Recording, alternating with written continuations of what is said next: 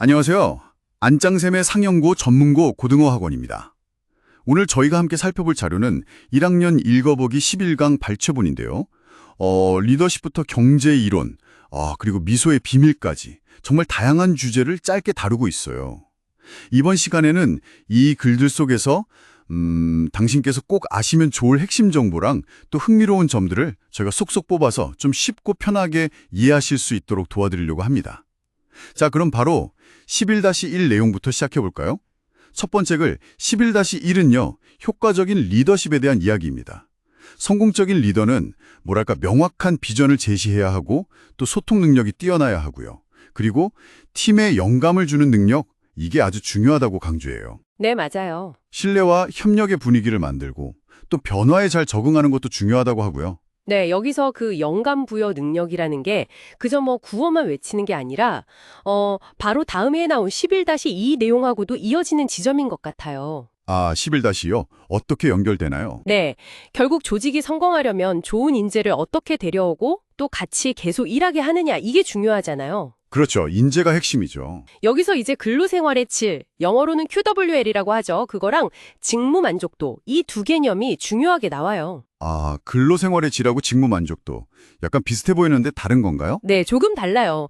근로생활의 질은 급여나 복지, 아니면 근무 환경 같은 거, 일터를 둘러싼 전반적인 조건이고요. 아하. 얼마나 긍정적으로 느끼는지 그 감정이에요.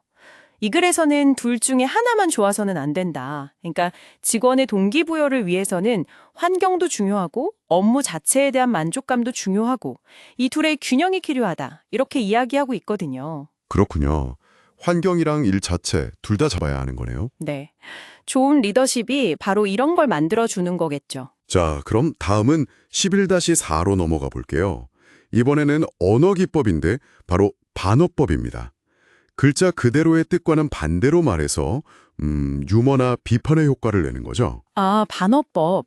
이게 또 재밌는 게 그냥 우리가 흔히 말하는 상황의 아이러니하다. 이거랑은 좀 달라요. 어떻게 다른가요? 반어법은 말하는 사람이 의도적으로 그리고 특정한 대상을 딱 정해놓고 쓴다는 특징이 있어요. 의도와 대상? 네, 그냥 혼잣말로 아이고 비 오는데 날씨 참 좋다 이게 아니라 누군가를 좀 비꼬거나 아니면 웃음을 주려고 그런 목적이 있다는 거죠. 의도가 중요하군요. 이런 언어적인 것 말고 심리적인 현상도 참 흥미로운데요. 다음 11-5는 피그말리온 효과를 다룹니다.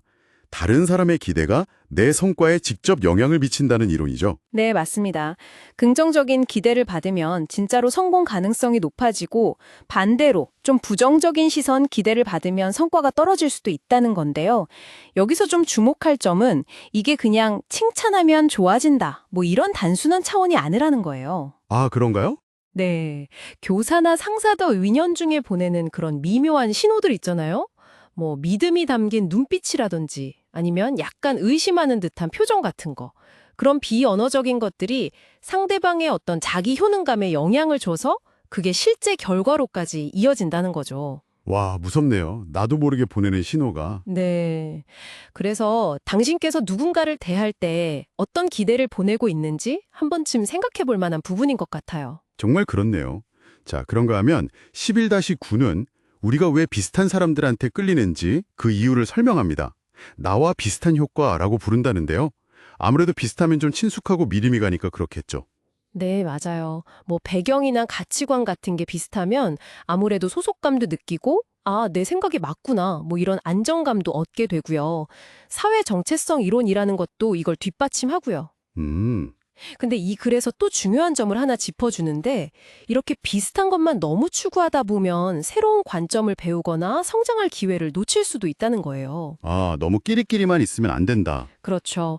편안함도 좋지만 가끔은 좀 나와 다른 생각, 다른 배경의 사람들과 만나보는 게 우리 시야를 넓혀준다는 거죠.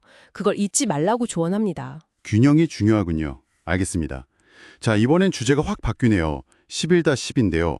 현대 농업 방식이 토양의 영양소를 고갈시킨다는 좀 심각한 문제를 다룹니다. 네, 화학 비료나 살충제를 너무 많이 쓰면 토양 속에 사는 미생물들의 균형이 깨지고 결국 작물이 흡수해야 할 필수 미네랄 함량이 줄어든다는 거예요. 구체적인 예시도 있나요? 네, 나와요. 예를 들어서 요즘 우리가 먹는 밀은 1960년대 밀보다 아연이나 철분 함량이 무려 19%에서 28%나 적다는 연구 결과가 있다고 합니다. 와, 그렇게나 많이요? 네, 이게 그냥 뭐 식물 영양가 문제다 여기서 끝나는 게 아니라 결국 이걸 먹는 우리 사람들 건강하고 바로 연결되잖아요. 그렇죠. 우리가 먹는 거니까. 영양 부족이 여러 가지 건강 문제로 이어질 수 있으니까 결국 건강한 토양을 잘 관리하는 게 식량 문제뿐 아니라 우리 건강 문제이기도 한 셈이죠. 토양 건강이 우리 식탁까지 바로 오는군요. 자, 다음은 경제학으로 갑니다. 11-11은 세이의 법칙을 소개하는데요. 아주 간단하게 말하면 공급이 스스로 수요를 창출한다 이거죠. 네, 맞아요. 물건을 생산하는 과정에서 뭐 노동자들한테 임금이 가고 그럼 그 돈으로 다시 물건을 사게 되고 이런 식으로 생산 자체가 수요를 만들어낸다는 논리예요. 되게 이상적인데요. 그렇죠. 좀 낙관적인 관점인데 이게 대공황 같은 시기를 거치면서 케인즈 같은 경제학자들한테 비판을 많이 받았어요. 아, 어떤 비판이죠? 특히 경기가 안 좋을 때는 사람들이 돈이 생겨도 불안하니까 쓰기보다는 저축을 늘릴 수 있잖아요. 아, 그렇죠. 아껴야죠. 그러면 생산된 물건은 많은데 살 사람이 없으니까 수요 부족 현상이 생길 수 있다는 거예요. 세이의 법칙은 생산을 강조한다면 케인즈는 아니다, 수요를 관리하는 게 더 중요하다 이렇게 본 거죠. 생산이냐, 수요냐. 이게 경제를 보는 큰 두 가지 시각이군요. 네, 지금도 경제정책 놓고 이야기할 때 이 두 관점이 계속 부딪히죠. 자, 드디어 마지막 글입니다. 11-12는 뒤시엔 미소에 대한 건데요. 그러니까 진짜 미소랑 가짜 미소를 구분하는 법에 대한 이야기입니다. 핵심은 눈에 있다고 하네요. 그렇습니다. 정말 기분 좋아서 웃을 때는 입꼬리 근육만 올라가는 게 아니라 눈 둘레 근육, 그 알륜근이라고 하죠. 그 근육까지 같이 수축해서 눈가에 자연스럽게 주름이 생긴다는 거예요. 흔히 까마귀발이라고 하는 거예요. 아, 눈웃음이 진짜 웃음이다. 네, 그렇죠. 반면에 그냥 의례적으로 짓는 미소나 좀 꾸며낸 미소는 주로 입 주변 근육만 쓰니까 눈에는 별 변화가 없다는 거죠. 그럼 이 차이를 아는 게 뭐 그렇게 중요한가요? 이게 사회생활 할 때 상대방의 진심을 파악하는 데 아주 중요한 단서가 되거든요. 아, 진짜 미소를 알아차리는 능력이 다른 사람하고 깊은 신뢰나 공감을 쌓는 데 도움이 된다는 거죠. 뭐랄까, 감성 지능하고도 연결되는 부분이고요. 우리가 무의식적으로 저 사람 웃음은 진짜인 것 같아? 아니면 좀 영혼이 없는데? 이렇게 느끼는 데는 다 이런 미세한 근육 움직임이 작용하는 경우가 많아요. 그렇군요. 숨겨진 신호네요. 네, 이렇게 리더십 원칙부터 직장 생활의 질, 또 언어의 기술, 심리 효과, 인간관계, 환경 문제, 경제 법칙, 그리고 마지막으로 미소라는 비언어적 소통까지 정말 다양한 주제들을 짧게나마 함께 훑어봤습니다. 각 글에 담긴 핵심 아이디어들을 좀 맛보는 그런 시간이 되셨기를 바랍니다. 네. 오늘 살펴본 이 내용들을 다시 한번 좀 떠올려 보시면서요. 이런 질문을 스스로에게 던져보시는 건 어떨까 싶어요. 그 11-5의 피그말리온 효과처럼 우리의 기대가 정말 현실을 만들어내고 또 11-12의 듀시엔 미소처럼 아주 작은 신호 하나가 관계의 진심을 보여준다면 그렇다면 우리가 매일 다른 사람을 대하는 방식이나 또 세상을 바라보는 관점을 조금만 더 의식적으로 조절하는 것만으로도 우리 삶에 어떤 긍정적인 변화를 가져올 수 있을까요? 한번 이 질문을 생각해 보시면 좋겠습니다.